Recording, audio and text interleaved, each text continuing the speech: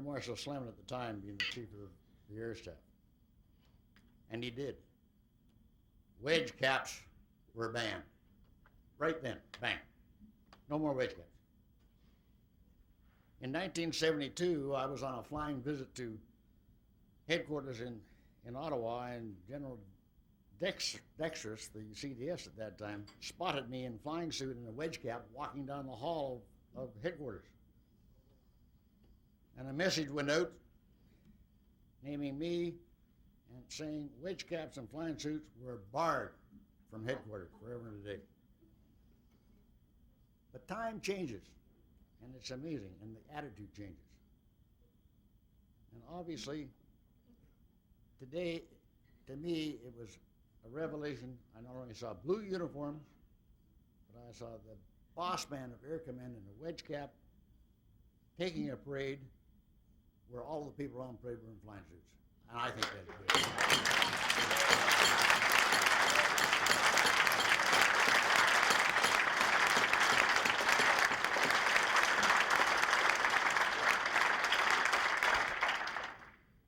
Thank you for listening to me. The Snowbirds will always be one of the things that I would consider a major achievement in my life. Thank you very much.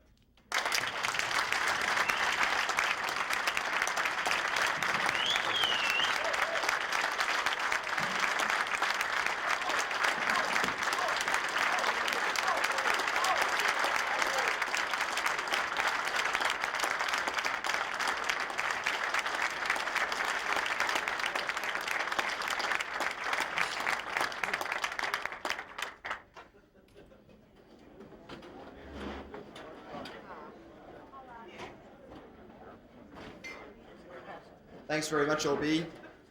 I would like to read out the letter that he has given me to present. He said, "Dear Snowbirds, please accept this poem and artwork from myself and Mike Wilkie, the artist, as a gift to you on the occasion of your 20th anniversary. I composed the piece over 3 years as a result of viewing many performances. In the beginning, I tried to write it from the cockpit, but I finally realized that it had to come from the spectator's point of view, as very few of us pilots will ever have your view. Along with the Colonel's historical input, I think the poem says what most of us feel about you guys. In the past, poems were composed about legends. I thought it was time the Snowbirds had their own. Sincerely, Patrick Phillips."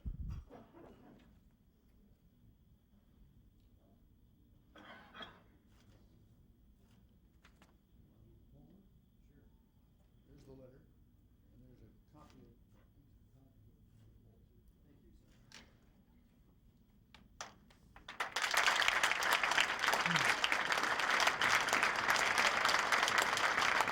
Thank you very much, sir. I think it probably is appropriate if I read this poem. Bear with me, I haven't seen this before, so I'll give it a shot. Of all the stirring stories told, of ships that fly and pilots bold, there's one that seems to stand above, and still today, the one I love. First Siskins dared, wings joined by rope, their pilots flew on guts and hope. Then sabers formed the Golden Hawks, till came the Harvards, Goldilocks. They tried in groups and then in pairs, when last was struck the Centenaires. So proud they flew, that final team, until was born the flying dream. At first a string of twinkling lights rose skyward, streaming plumes of white. No one before had seen this view. Dear Lord, it seemed a crowded blue. First one, then two, and then came three. Now four, now five, now six, oh me. And then came 7, 8, and 9. I'd never seen a sight so fine. Down and down I watched them break. Inside I prayed, there's no mistake. Just then above me, backed by blue, a diamond formed as if on cue. And soon the air was filled with song, as snowbirds flew where they belong, and all because of someone's dream to give our land a flying team. Then as the tutors filled the skies, I watched as hundreds wiped their eyes. It seemed as though from one display, a nation raised its head that day. Around me thousands glowed with pride, my people standing side by side. Then as we watched, a view sublime, our country's finest passed in line. That day beneath a magic sky, the tears began to fill my eye. For as I gazed above in awe, an airborne flag was what I saw. And sadly some did fall from space, but then another filled his place, because a legend does not die, and that's the reason snowbirds fly.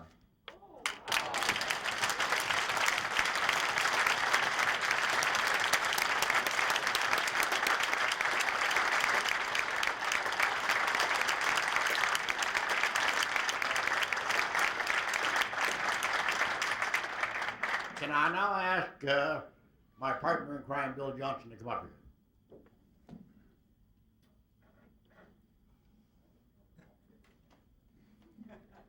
No, I only call him a hippie once.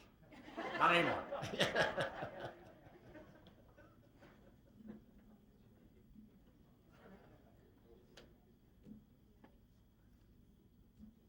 Ladies and gentlemen, Bill and I thought it was only right that the #1 book of the Snowbirds should belong to the squadron, and we would like to present that to Dan Dempsey for 431 Air Demonstration Squadron.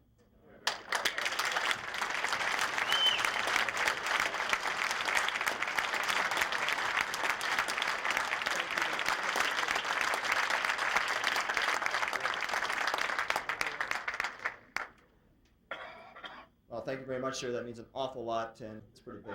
Give us a second.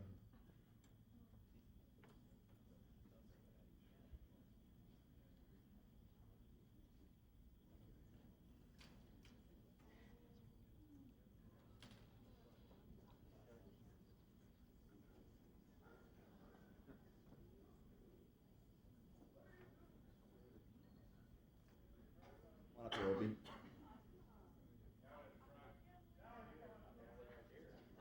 This is something that I think is very, very special, and it says it all. And Obi, I can only hope you can find a place for this.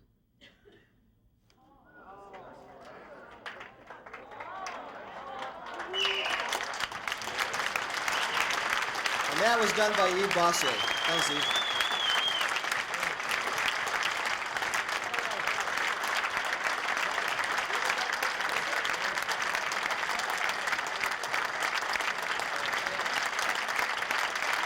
What do I say? It's gorgeous. And I've got the window for it.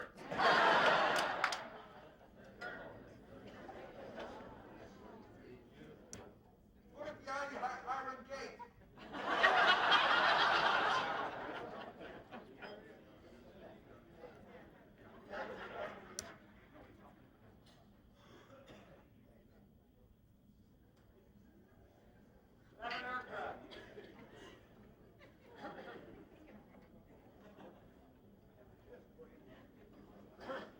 Ladies and gentlemen, it almost brings to a conclusion the nice festivities. We have one more event to go, and that is Ed and Illustrator's slideshow.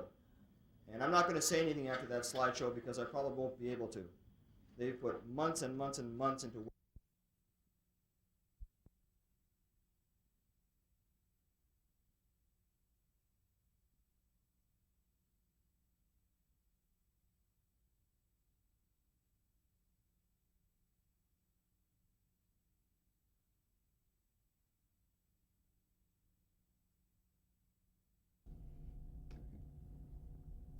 So, how would you sum it up?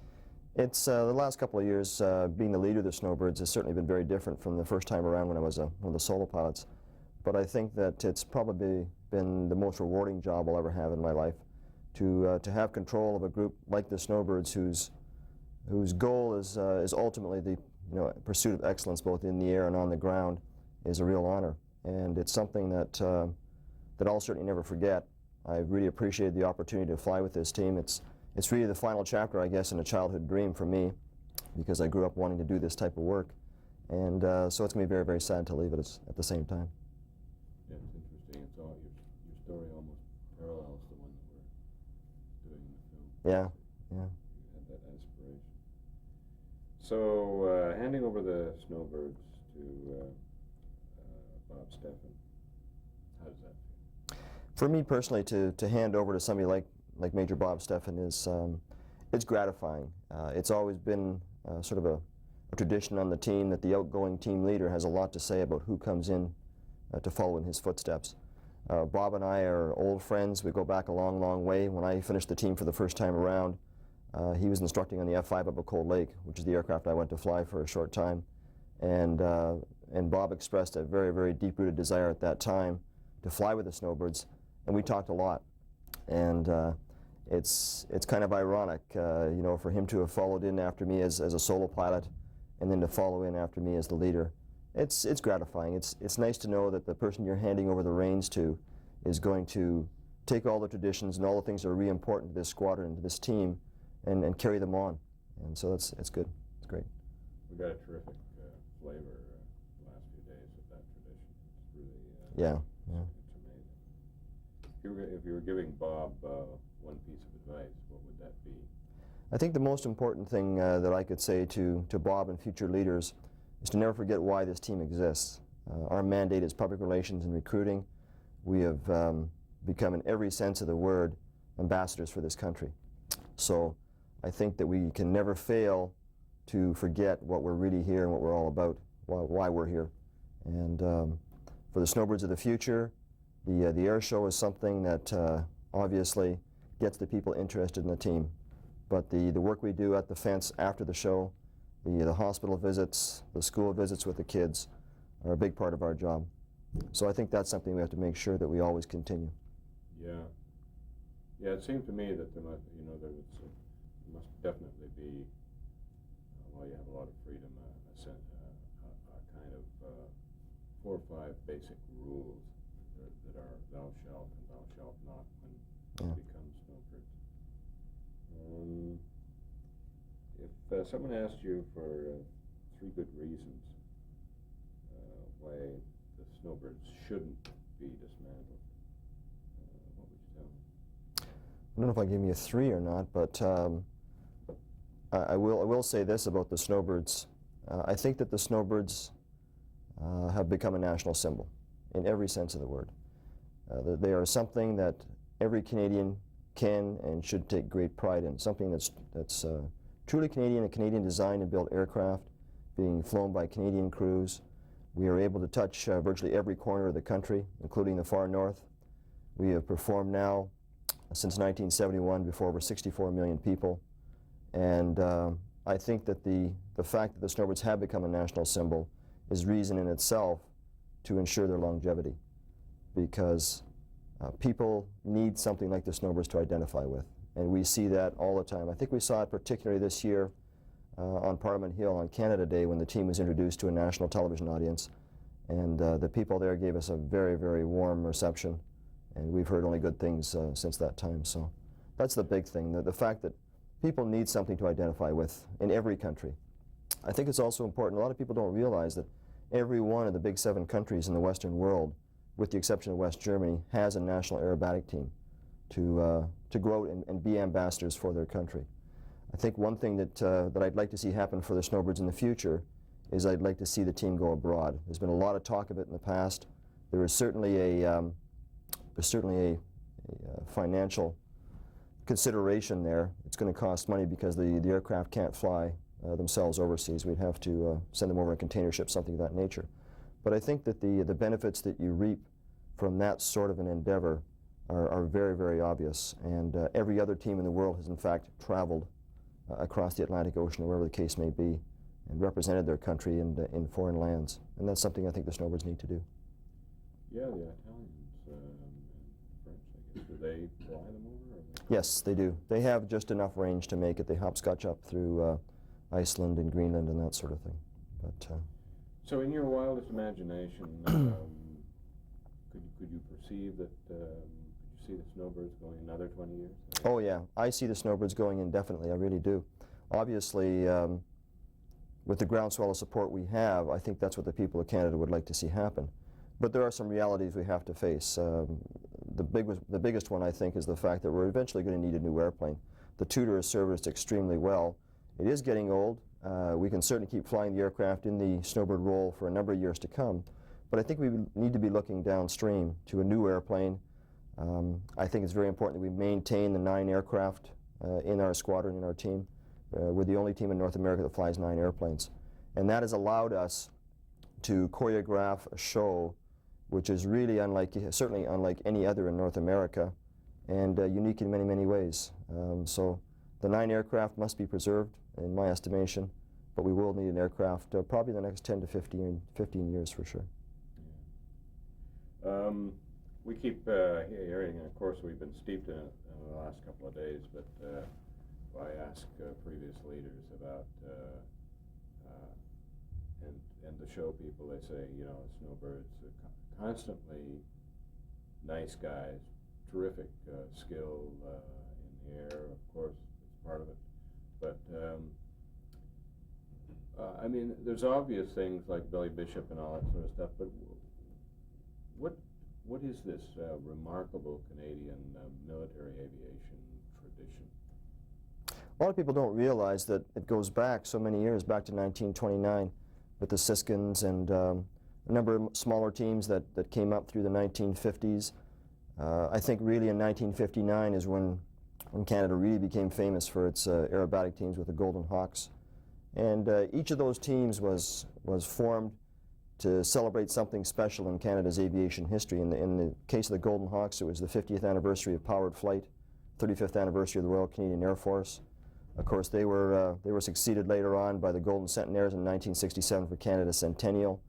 So it was very much an evolutionary thing where people realized that here was a form of entertainment, but it was much more than that. It was something that people could relate to as being Canadian, and where Canadians were really making a mark in the military aerobatic team history, so to speak, across the whole world for that matter. So that's why the Snowbirds were really formed. There was a need that was identified back in 1971 with O.B. Philp, and it obviously prospered to the point now where we're something that's very important for this country. There's a kind of magic there, though. It's an emulation. Is it a kind of hero worship of the past teams, or what, can you put your finger on it? There's no question that for the guys flying on the team, and for me personally, it's certainly been magic. Hero worship, perhaps in a sense, some people certainly put us on a pedestal, but I think one of the important things about our team is that we don't let ourselves become prima donnas.